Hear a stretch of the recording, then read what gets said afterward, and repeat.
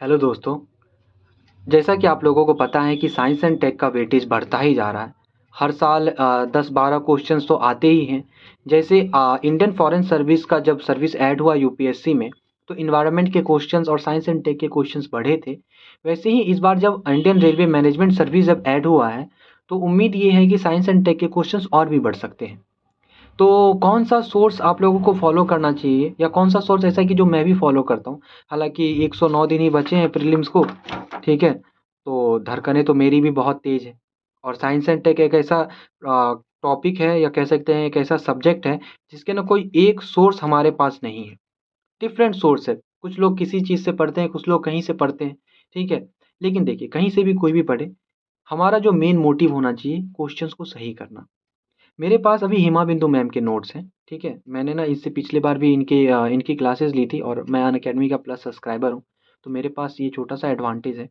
हालाँकि देखिए, अगर मैं आपको बताऊँ साइंस एंड टेक के बारे में, जैसे आईआरएमएस सर्विस के जुड़ने के बाद उसका वेटेज बढ़ गया। इस बार का नोबेल प्राइज़ भी अगर आप देखो, तो जो फिज़िक्स में जैसे मिला कि इंटेंगल, फोटोन में मिला, क्वांटम इन्फॉर्मेशन से रिलेटेड था। केमिस्ट्री में क्लिक केमिस्ट्री पे मिला, ठीक है? और एक था मतलब कि मेडिकल साइंस में जीनोम्स पे था कुछ एक्सटिंक्शन का। उस सब से रिलेटेड जो भी करंट्स में चेंजेस हैं, हम लोगों को वो तो ध्यान में रखना ही है। हिमा बिंदु मैम के मेरे पास अभी जो लेटेस्ट उनकी क्लासेस हुई, उनके नोट्स मैंने प्रिंट करवाए हैं। और मेरे पास अभी एडवांटेज ये होगा कि मेरे पास सब्सक्रिप्शन बचा हुआ है, तो मैं एग्ज़ाम से जो पहले उनका जो लेटेस्ट कोर्स होगा वो मैं क करके जाऊँगा। अब चलिए मैं आपको दिखाता हूँ, 2022 वाले प्रीलिम्स में सिर्फ़ और सिर्फ़ उनके नोट्स से डायरेक्ट 10 से 12 क्वेश्चन्स डिट्टो थे। ठीक है? मतलब मैं एग्ज़ाम के लास्ट 2 दिन पहले जब मैं पढ़ के गया था, तो जो वेब 3.0 हम लोग पढ़ते हैं, उसके बाद जो क्यूबिट था, वो सब मैम के नोट्स में था। अभी आप ये देखो, एक तो जो मैम पढ़ाती है, उनके पढ़ाने का तरीका सबसे बेस्ट है, ठीक है? वो बहुत कुछ विज़ुअलाइज़ करके पढ़ाती है। साथ में जब उनका नोट्स रहता है, तो उनके नोट्स के साथ प्रीवियस ईयर के क्वेश्चंस भी रहते हैं, 3D प्रिंटिंग वाला, ठीक है? अब आपको जो मैं दिखाना चाहता हूँ, हालाँकि अभी मैंने कोई पेज हाँ। अब एक चीज़ देखिए, अभी डीएमएच 11, ये धारा मस्टर्ड 11 वो न्यूज़ में था, ठीक है? क्योंकि उसे ना परमिशन मिल गई है, वो जीएसी के द्वारा। परमिशन मिल गई है जीएसी के द्वारा, तो अब उसे बस मिनिस्ट्री को अप्रूवल करना है। तो हो सकता है ये क्वेश्चन न्यूज़ में है, तो ये टॉपिक न्यूज़ में है, तो हो सकता है कि इससे रिलेटेड क्वेश्चन आए। तो मैम ने इसे बहुत अच्छे से यहाँ बता दिया है, ठीक है? इससे रिलेटेड जीएम रबर से तो इस बार रबर से तो इस बार मेंस में भी कुछ क्वेश्चंस आए थे।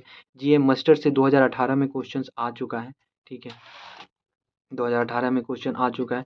और इसमें जैसे क्वेश्चन रहता है, आप क्वेश्चन को अगर पढ़ोगे अच्छे से, देखिए, GM mustard has a genes of a soil bacterium that give the plant the property of pest resistance to a wide variety of pest. GM mustard has the genes that allow the plant cross pollination and hybridization। ठीक है? GM mustard has been developed jointly by IARE and Punjab agriculture. मान लो कि अगर आपको इस first option के बारे में कुछ नहीं आइडिया था कि क्या बोल रहा है ये, लेकिन अगर आपको थर्ड ऑप्शन के बारे में ये आइडिया था कि नहीं यार, IARE या पंजाब एग्रीकल्चर वाला तो हमको नहीं लग रहा, कोई दूसरा होगा, तो अगर आप 3 एलिमिनेट कर देते हो, तो यहाँ से ये चला गया, ये चला गया, ये चला गया, बचता है 2 ऑप्शन में से। ठीक है? तो मैम ये भी बतलाती है कि कैसे एमसीक्यू लगाना होता है, ठीक है? और इनके जो नोट्स हैं आप देखोगे, एक तो बहुत ही सिंपल लैंग्वेज में वो लिखी हुई उनका नोट्स प्रिपेयर रहता है। और जैसे ही कोई भी टॉपिक खत्म होता है, 2022 का एक क्वेश्चन देखिए, डीएनए बारकोडिंग से रिलेटेड था। ये क्वेश्चन आप ना ऐसे समझो, तो इसे ना खुद के ना कह सकते हैं हम लोग कॉमन सेंस से भी सॉल्व कर सकते हैं। कोई भी चीज़ ना बारकोड अगर होता है, तो उससे ना हम लोग कोई चीज़ ना अलग कर सकते हैं, डिस्टिंग्विश कर सकते हैं। जैसे ही आप किसी कपड़े पे अगर आप बारकोड देखो, तो उसके स्कैन करते हो, तो अच्छा वो तो वेस्ट था, ठीक है, ये वाला कपड़ा या इस तरह का। तो आप ऑप्शन देखो, distinguish among species that look alike. DNA barcoding से हमें ये पता चलता है ना कि कोई स्पीसी उससे डिफरेंस था, हम लोगों को पता चलता है, फिल्मों में भी देखा है। दूसरा सही। तीसरा कहता है अनडिजायरेबल एनिमल और प्लांट मटेरियल्स प्रोसेस फूड में, इसको भी हम लोग डीएनए सैंपल से पता कर लेते हैं। लेकिन ये ऑप्शन है, हमें नहीं लग रहा है कि डीएनए बारकोडिंग से किसी प्लांट और एनिमल का एज वेज ऐसे निकाला जा सकता है। तो हम लोग क्या किए, 1 को एलिमिनेट कर दिए और 2 ऑप्शन सही था।